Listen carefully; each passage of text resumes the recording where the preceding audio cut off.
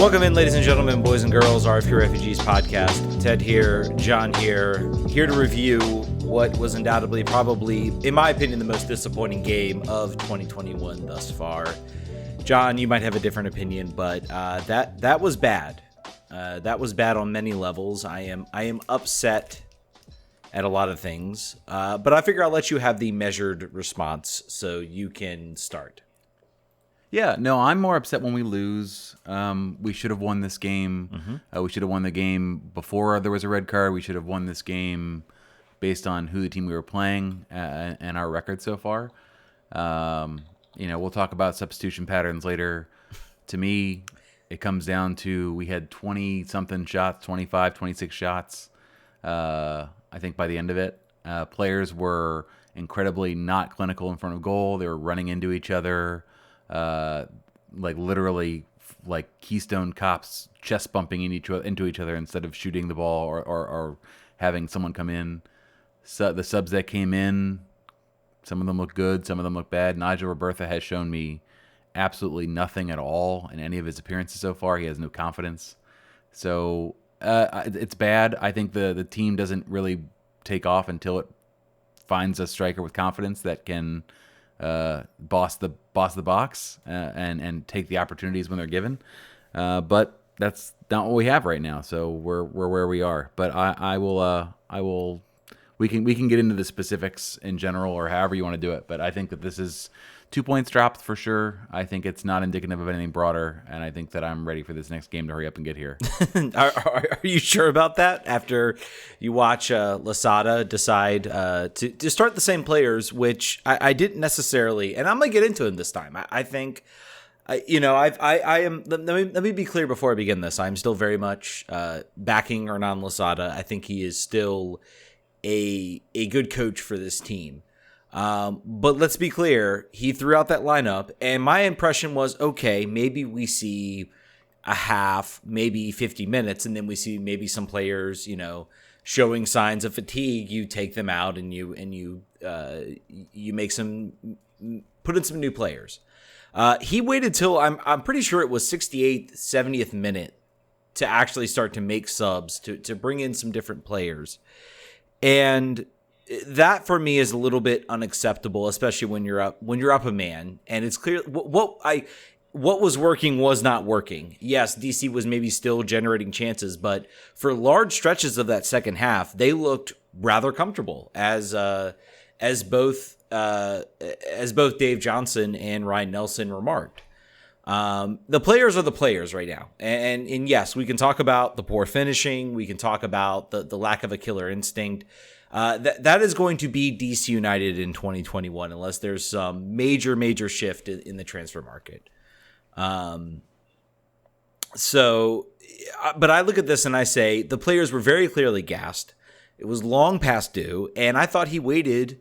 Too long on making some subs and making some changes and bringing in some fresh legs. Because once those fresh legs got in, once your Nyman's got in, once your Reyna's got in, once your Griffin Yow's got in, things started to look better. But if you don't give them enough opportunities to actually turn the tide of that game, you get what you got. And I think that was a huge mistake on his part. And in my opinion, he cost us 2 points in this game. This has been his first major folly in my mind, and I hope it doesn't come to bite us, because if we leave this game with an embarrassing loss to New York City, this is going to be a major gamble on his part that really backfired badly.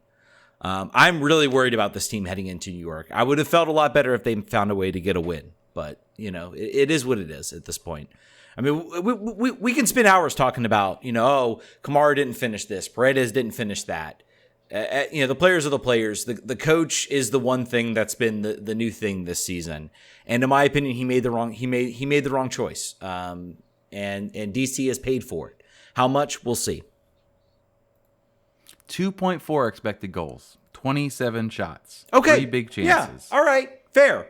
But you still this has been the story for DC United all season. You're not going to tell me that's any different? Like this is 19 shots in the box. What I don't. I understand that they were tired, and I understand that when we had 6 new players on in the last 15 minutes, we looked better. But Montreal also stopped trying to counter in the last 15, 20 minutes. They put everyone behind the ball, and it became a shooting gallery. And then their goalie flopped around like a fish, faking like his leg fell off, and then killed 7 minutes of extra time. And then he was able to somehow run out of the 18 and make a slide tackle. But then after that, like I guess his muscles fell off. I don't know what happened there. But this was a failure in a bunch of places. We disagree, and that's fine. I think it will be interesting. We're not listening to the press conference right now because we're doing this, because we're recording, because we want to get this show out. Because also we have an interview with Tegan McGrady coming up after this. But it will be interesting to see if where Hernan sort of sees where this game fell apart. Yeah, and what I think that'll be interesting. Will he say, I took a gamble with this lineup, with rolling the same 11?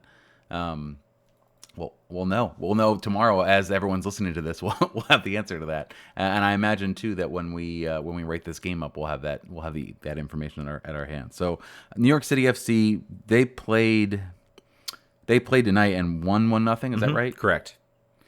Yeah. I mean, I'm not. I'm not too concerned about playing them this week. I don't think we're going to get housed by them.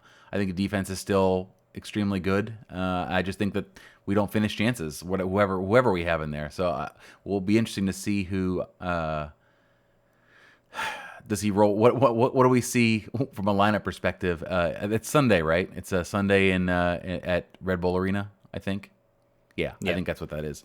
So the starting 11 for that will be very interesting coming off of this. I think we both were saying if there was a game to rotate, I would have done it this one. Mm-hmm. I would have done it away to Montreal.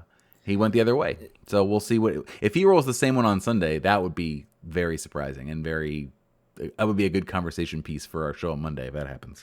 A couple of things I do want to analyze as far as the players go. I love Felipe. First, let me say he's a friend of the show in every capacity.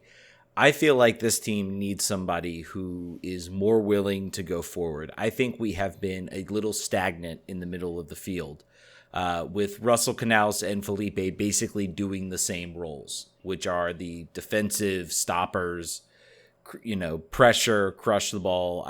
And I think we need somebody who has a little more tendency to go forward.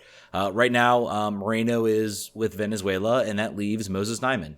He would have been, honestly, the first start I would have made off the bench, of this team. He was the first sub I would have made, and I also would have considered starting him because he brings an ability to move forward and to push the ball forward and to open up opportunities. I will say DC did have chances, but I don't think they had enough that you would consider this necessarily a dominant performance. The finishing was lacking. They probably deserved a goal, but almost 2.5. Almost 2.5 according to expected goals. Yes, but I watched this game and I look back on it and I'm like, and maybe it's easy in hindsight, but I'm like, I was worried this team was not going to find a way to put the ball in the back of the net because it just didn't feel like, especially towards the end of the game. And that's where coaching comes in. And that's where you say, okay, this isn't working. We need to come up with something new. And everything kind of stayed pretty stagnant. It was the same feeling I had in the first half that I had in the second half. Only it was more frustrating in the second half because it was coming close to the end of the game.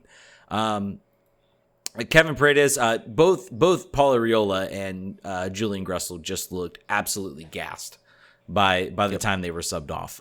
There was a diminishing returns in the second half for them. Ola Kamara I don't think he really had a major chance. The only real thing is this team needs to figure out somebody else into Adrian Perez's spot. I think he showed his Jordi Reyna. What's that? Jordi Reyna, he looked very good in his 15 minutes, yep. And I think you can slot him in right in that spot. Yep. That would be the player I would put in. You don't talk about Nigel Robertha. I don't know if he slots in for Ola Kamara at this point. He did have one header that went over the bar. Other than that, this was probably the most frustrating game I have watched of 2021, especially in a game when you feel like you should get 3 points. So I don't know. Here's some quotes, by the way, from Hernan. You can add Montreal to the list of teams we dominated this season.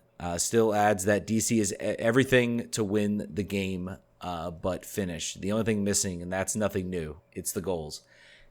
I mean, he's not wrong, but I don't know. I just feel like there could have been more on his part to recognize quicker what was going on and make the subs. The fact that you had Montreal being the team to make the first big subs of the game, I would have looked at halftime. Well, they were down a man, so that makes sense. That made sense for them. But I feel like he could have also made those changes. I think he could have recognized, hey, let's get some more attacking up there. Let's get some more offensive power up there. Instead, he stuck with the same guys, and he paid for it when they were gassed. I don't know.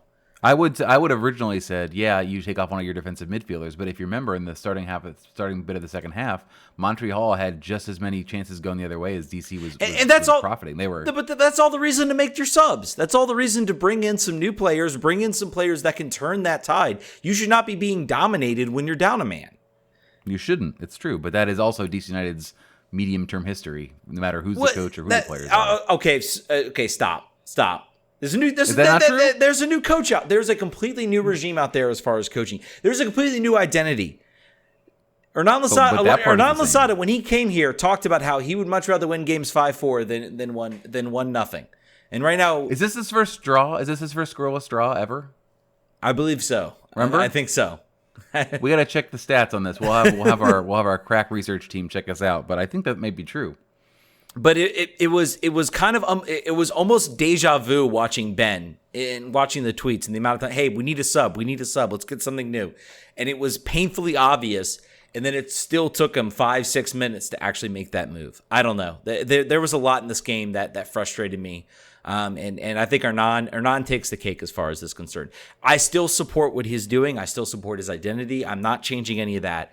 I think he made a mistake last night. And I think regardless of whether he admits in the press, I'm wondering if deep down maybe he knows that. And I think now he has every reason to make a sub, make some changes to that. If we roll out the same starting lineup, then I'm going to start being a little bit concerned about what's going on here and what we're going to see from this team. So, Ola had 0.03 expected goals for the whole game. Yep. He never really had many opportunities. He was a ghost.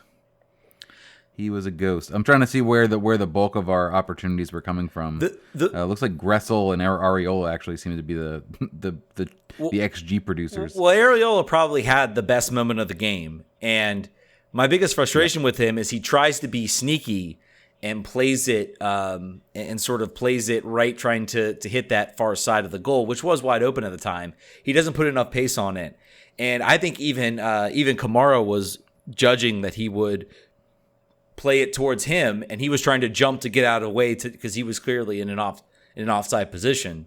And I think if Areola plays that sort of maybe stutters or plays that, back where it came, which is what you're told to do, I think that ends up in the back of the net. Honestly, I think the way I think he may have had some crossing traffic there on that. I think, like you were saying, a touch and the goalie is going to commit one way or another. You can just roll it into the net from the 6 yards out. But he got a little. That's not just him. I think we saw Paredes do that a couple times. There was a number of opportunities where, and I think even Hernan said this in a previous press conference, like, these players need to realize they have more time than they think they have, and they get so panicked in the box and they make the wrong choice over and over again. And that's, there's only so many times you could probably say that to them. Like, you have time. I'm okay with you having the ball taken off of you versus you scuffing a shot. You should be getting it on frame, and you should be making the goalie move. If you're not doing that, that's just as bad for me as if it gets stolen from away from you in the box.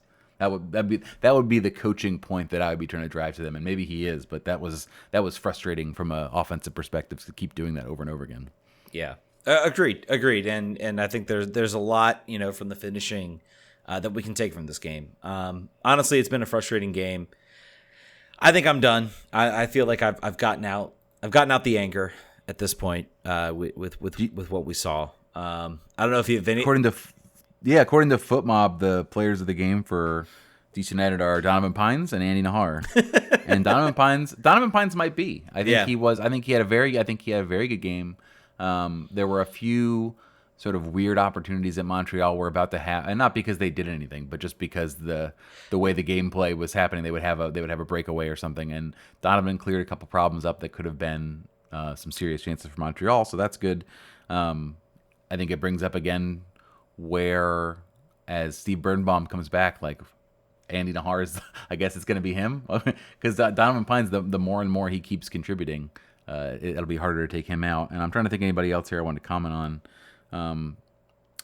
I think you're definitely right on Gressel. Gressel was gassed. Everyone remarked on his face when he got pulled out, like he's just like, they were like, oh, it was all. I think Dave said it's all there in his face. And I think it was A, I am tired, but B, like, I cannot believe we have not scored. This is driving me. This is ridiculous. That was the face. That was what I read on his face. So, we got a lot to look forward to for this weekend. We obviously will not have a show again before the game. God, please, we can't have 3 shows in a week. We'll die. But we will have a show on Monday, and we'll also have hopefully. I would say a draw would be fine. I would like a 1-1 draw would be okay for me. Yeah. I think on the road against New York City. But yeah, so that's where this is a frustrating game that we should have won. Ted and I do not see eye to eye on the reasons, but overall, the end of the story is we got 1 point instead of the 3 that we should have gotten, and I lost a bunch of money on my confidence.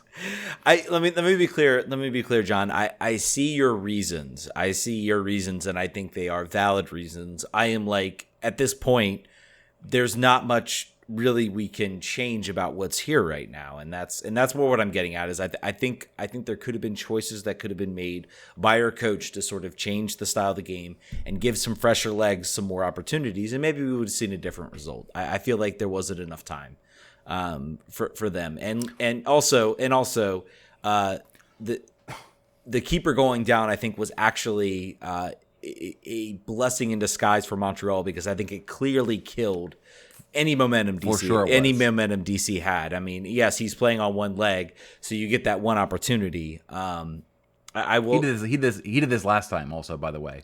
He had a leg injury last time DC United played him. Another hamstringer. I'm not one to accuse people. No, absolutely not. He did look hurt. And they were ready to sub him. They were ready to sub. Sure. And, yeah. No, I mean, he definitely did look hurt. Did he look like his leg was about to fall off? Did he look like that was a 7-minute chill? Who's to say? He managed to find the wherewithal a couple different times after the injury. Maybe that was adrenaline.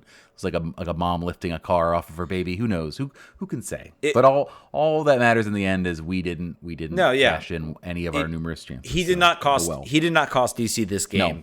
The way the team played, we can disagree about how much the coaching played a role in this, but yeah, I think that's going to do it. I wish we had a funner podcast for you guys, but we do have a great. Well, you do now. The fun thing you have now is a really great interview that was from the before times. When things were happy before we had watched this game. So you have Tegan McGrady coming up after this. Also, you have a Washington Spirit game coming up this Saturday. Against Kansas City, a game that I'm hoping the Spirit should win. But then again, I thought DC United should win this game. So who knows? We'll see. A team with quality attackers and can actually finish and have proven finishers. Well, I would say they have a very similar profile of chances created, and maybe less converted than they'd like. I am more optimistic on the Spirit right now than DC's finishing. Let's just say that. Maybe so. All right. So enjoy this interview with Tegan McGrady next. Welcome back in RFK Refugees Podcast. John alone. Ted is off doing whatever he's doing. I have with me Tegan McGrady from Washington Spirit. How you doing, Tegan? Good. How are you? Good. All right, let's get started. We have you have had so far. You had 2 starts to the first part of the season. How are you feeling physically this year? You're finally getting a little bit of a normal soccer experience. Last year was the Challenge Cup, and then a couple months off, and then random games in the fall series. How are you feeling physically? With games every week? Definitely doing a lot better. I mean, as everyone knows, I was always, quite injured in the past. So it's nice to actually come out here and have what seems to be so far a good injury-free season, and just want to continue on that path and keep getting stronger. Have you changed your off season? Have you changed the way you prepare, or is it just sort of like, I think I heard you talk about that in another interview. Yeah. You sort of retooled your off-season program. Yeah, I did. I think last year after the Challenge Cup, when I was injured for a quite amount of time, I was able to kind of start from like the bottom up, like very ground zero fundamentals of strength work, and kind of reprogram the entire way that my body was moving and compensating for other things. So we, got down our firing patterns, so much better foundation that I could easily build off of, and did a lot of explosive training in the off season with my speed and agility trainer once I went home, and did a lot of strength work. And from there, maybe didn't spend as much time on the ball and doing running. I did that more as soon as I got here. So I think just building my base this year more than focusing on soccer and the running portion was ultimately what gave me like a really strong base to be able to come here and kick off really fast.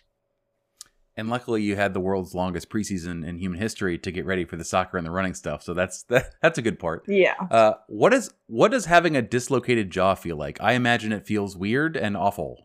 How would you describe it? Yeah, it definitely wasn't fun. It couldn't really bite down all the way and couldn't really, do a lot. It was rough for a couple of days, just eating soup and smoothies and trying to keep it calm.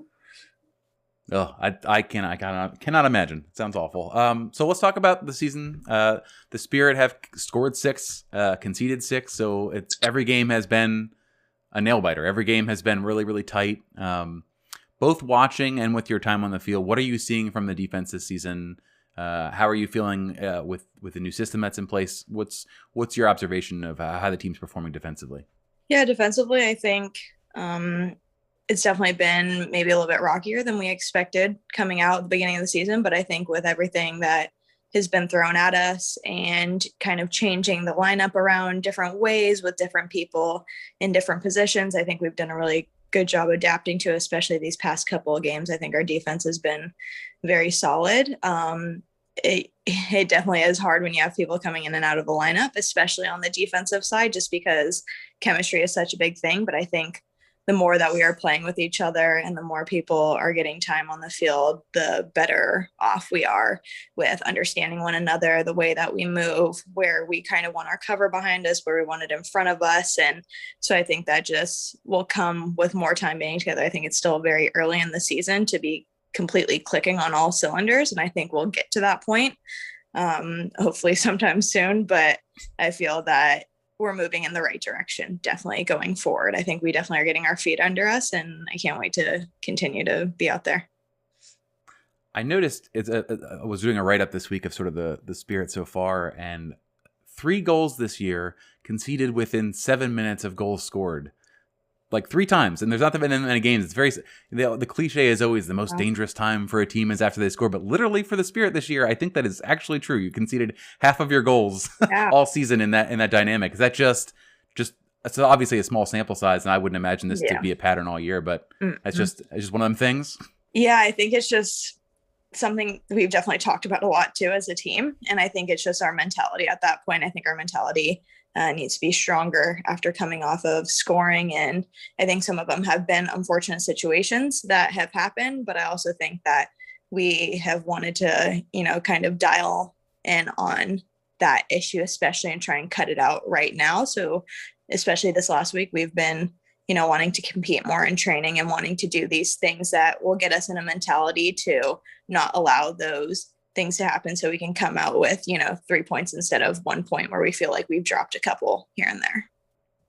The good thing is that seems like that's a mentality versus a tactics issue. That's just very much like after you score, like, all right, everyone look at each other in the face. Yeah. At least 3 minutes of no goals being scored. We're gonna lock it down. Yeah.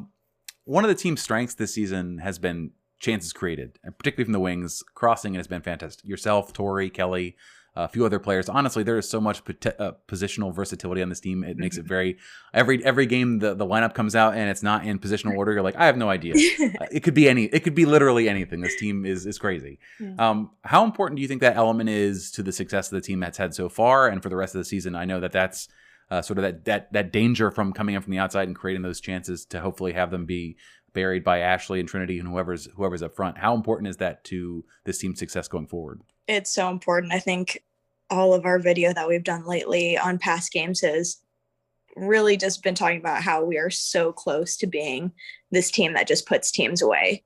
And we know that it's coming. We think it's, once again, another mentality thing. The more that we do it, the more that we work on it, the more that we ingrain it in our mind that that ball has to go into the back of the net when we get those chances. And it's going to come. I think, once again, it's still early on in the season and we might not be firing on that cylinder just yet, but I have a feeling that if we keep honing in on those things, like getting around the outside, getting crosses in, the forwards finishing their chances, one-on-ones, anything, I feel, and we all feel that it's coming. We're so close to just tipping over that edge, and that's all we need. And I feel that once we do that, we're going to be a very dangerous team to play against. Yeah, if you look at, I think I saw a stat this on Twitter this week that between Trinity's 1 million shots that she's taken so far this season, her and Ashley Sanchez on expected goals are the number 2 combo in the entire league. So the danger is there. It's really exciting to watch as a fan and anyone else. Emily and Kelly both selected to the Olympics today. Great news for them. From a personal perspective, are you excited for the extended run of the team that you're going to get this summer? I feel like, I know Twitter is excited. You have quite a vocal fan group every game. Where's Tegan? Tegan should be starting. I would say you have a louder fan base than anybody else in the rest of the team as far as like lineup concern. So how does that feel? I feel like you're getting.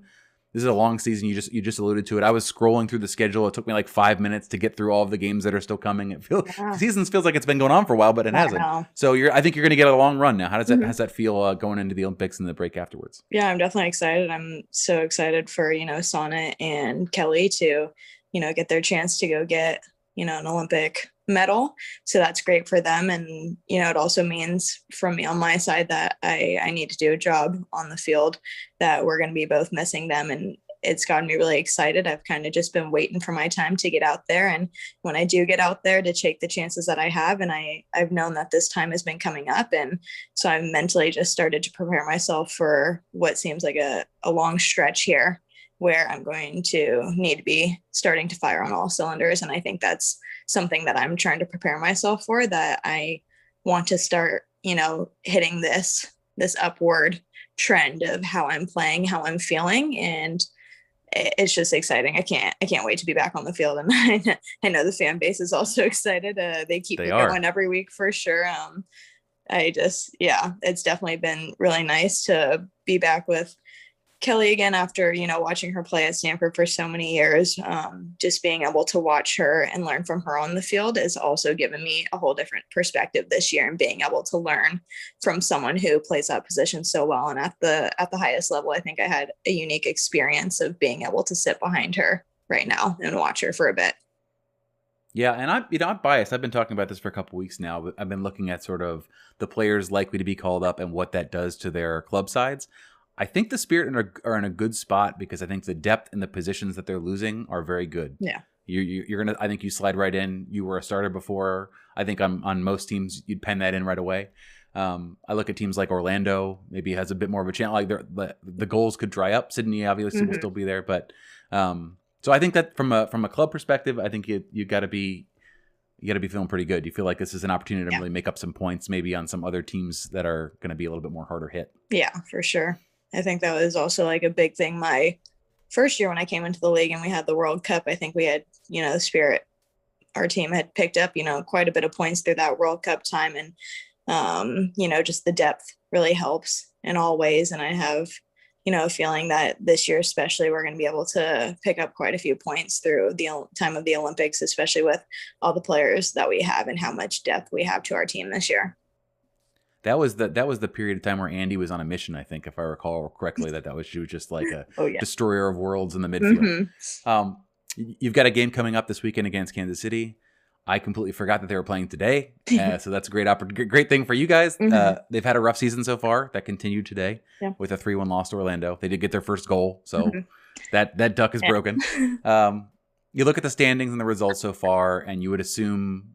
Obviously you're not going to assume 3 points, but an outside observer would assume 3 points. But if you look, the only game you guys have lost this year has been against Louisville, a team that you would also have been favored over. So what is the team mentality going into this weekend after the draw against Chicago? How are you looking at this game?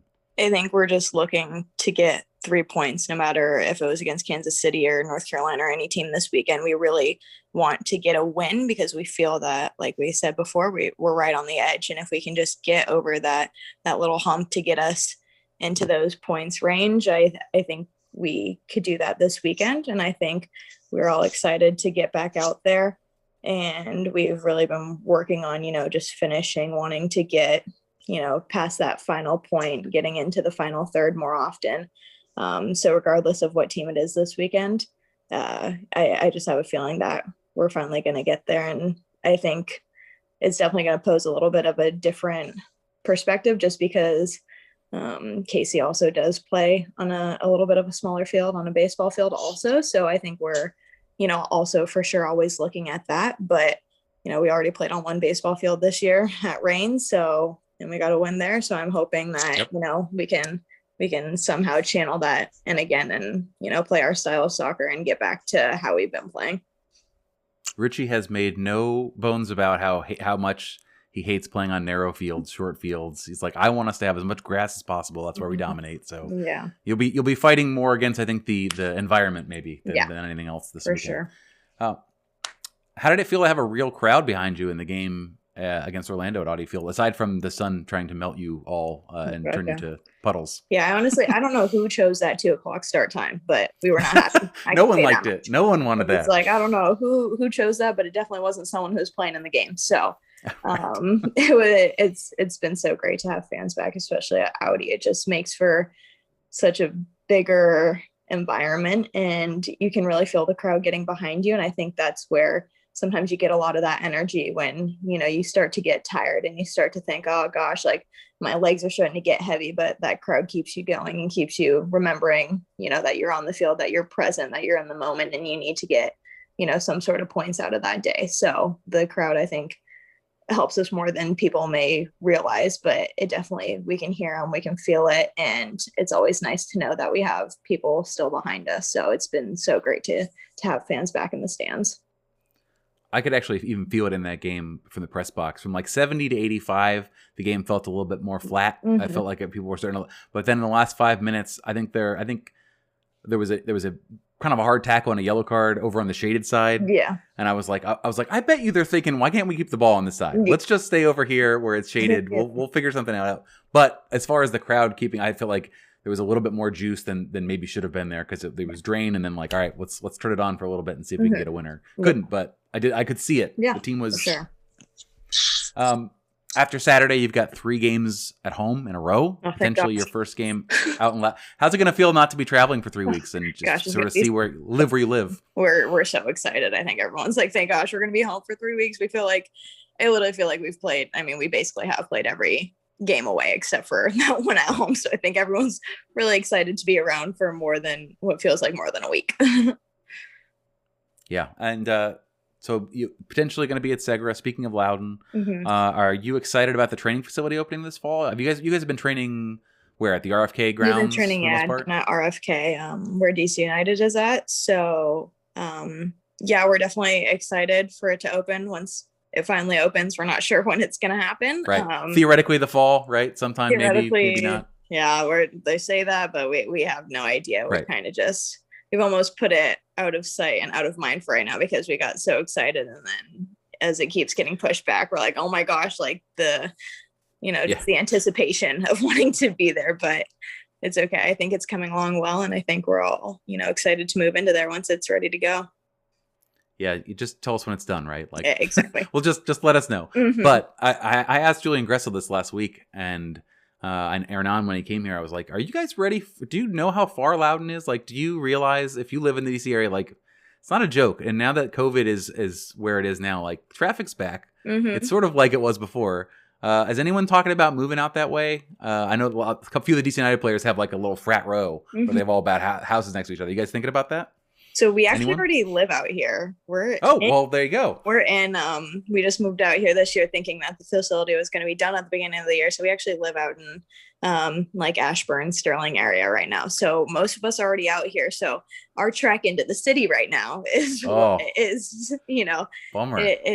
It's been wild going into the city, but I understand why they want us to right now. It's the best facility that we can get, and we get to go into Audi every day and really do the things that we need to off the field, recovery wise, lifting, treatment. So we totally understand why we're doing that. It's just that's why we are very excited for the training facility to open up, because that's a good 15-minute drive for us. So we're just waiting for that day. that delay had to be even where I didn't know that already. That delay must have been super like, oh, come on, guys. Yeah. We already moved all the way out here. We're so far from civilization out here. Exactly. That's unfortunate. Mm-hmm. You've had a lot of opportunities in the last year and a half to speak on social issues, racism. Most recently, you got to be part of a roundtable discussion on Juneteenth. Yeah. How important is it for you to get to use your platform to discuss these issues that matter a lot to you and that are vital, particularly for people who may not know as much about them or have had perspectives that didn't include yours or didn't include people like yourself? Is that how much does that mean to you to get to be the, I don't know if chosen representative, or you get these opportunities and you get to speak on it? Yeah, it's really important to me. I mean, I never realized how far and wide my voice could reach until last year when everything was going on, and I was never one to really use my voice. I've always been a little bit more quiet and closed off when it comes to that. But seeing, one of my, teammates and biggest allies last year, Kaya, really helping me through that time and leaning on each other, and then just being able to talk to my family about it and them giving me, all the confidence and courage I needed to really speak out and speak how I feel about everything. And, just seeing other athletes being able to do the same thing made me feel like I really did have a voice. And that was where I was like, I need to use my voice for those reasons that there may be other people out there who used to be, like me, where they don't feel that their voice has a space. And I want to make sure that everyone feels that they have that. And that was definitely something. And I've definitely, had a couple things in the works going on that I'm so excited to work on with, Rose Room Collective and everything. And, I'm a big proponent in Black youth and wanting to uplift them. So I'm super excited for all the things that are in store. And I just really hope that my voice can continue to be, a great motivation for other people to continue to use their voice, and also, just be supportive and understand. And I think that's the biggest thing going forward. And shout out to Kaya doing all the work that she's doing in the last year. Check that out if folks haven't. Last question for you. Appreciate you taking the time. What are your personal goals for the rest of the season? I won't say team goals because I asked Andy and Ashley, and they're like, to win a championship. And it's like, yeah, obviously that is, yeah. But what are your goals? I assume you want to stay healthy, stay on the field. But what's your what do you want from this year? I'm hoping that being on the field more will help me get back to that national team point by the end of this season. I think that's been one of my biggest motivators too. Is I want to do amazing for this team. I want to be on the score sheet when it comes to assists and making a difference on the field, especially as a left back. And I think one of my biggest motivators has also been getting back to that full team. People always come to be surprised to find out that I had already had my first cap, and I haven't been back since. And it's been a long road, and I definitely feel like I can get back there. And this is the strongest that I've felt since I had been to the full team camp back in my junior year of college. So I'm really excited to see what the rest of the season has in store for me. And I just want to stay healthy and keep working to get back to a point where, I'm being looked at again for that full team. Awesome. That's what we all hope for you too. Tegan, again, thank you for joining us. And I guess I would tell people, we always ask when we have journalists on, like, where can people find your work? Where can, we can find you on the field. Obviously, that's where we can find you every weekend. Where can we find you on social media or on the internet if people want to follow you? I think my Instagram handle is Teegs19, Teegs 19. On Twitter, I think it's at Tegan McGrady 9. But yeah, that's really about it. I don't have much else that I do in terms of me wise. Right. Well, you got a pretty busy job that probably keeps you off. You're not starting new websites all the time. You're not starting podcasts. But if you do and come on the show again, you can promote it anytime you want. Tegan, thanks again for joining us. I really appreciate it. And we will be back after this break to wrap the show up. And that was Tegan McGrady. We thank her for taking the time out of her busy schedule to talk about her year so far and sort of what her expectations are. But that is going to do it for us here on the second show of the week. All the things we're going to tell you, but we're going to tell them to you anyway. Make sure you have bookmarked rfkrefugees.com because Ted and I are just publishing machines. You're going to have a link post every morning, and you're going to have wrap-ups, and you're going to have previews and all the good stuff that you like to read when you're sitting, hanging out, and looking at your phone. Make sure you are if you want to support the show, you could, I suppose, go to patreon.com/RFK Refugees. And here's the big thing of the week. Ted and I are going to do something new. We are going to break cards, Parkside NWSL cards. We're going to stream us breaking them open on Twitch on Saturday night before the game at 7 o'clock, I believe is the time we talked about. Where maybe that TBD, I think it's 7. And we're also going to have packs to give away to people that are watching. I will tell you that the price of sports cards is going insane. So even if you don't like it, even if you're like, whatever, you might find a card in here that's worth some money to sell on eBay. So at the very least, from a capitalistic perspective, $0 to you and potentially upside cost. But if you like, Ted and I have both bought packs for ourselves. We're very excited about this. So follow us on twitch.tv/RFK Refugees, and you know where we are on social. But that is enough asking things of you today. Enjoy this show and hopefully enjoy 6 points on this weekend. Right, Ted? 6 points on this weekend. Sorry, I was like, wait a minute. DC just drew. How can we have 6? And then I remembered the spirit. 7 points this week. That's what we'll say. 7 points this week. 7 points this week. That would be nice. And we probably forgot about Loudon too. But so maybe. We probably did. All right. Catch you guys on Monday. Vamos. Vamos.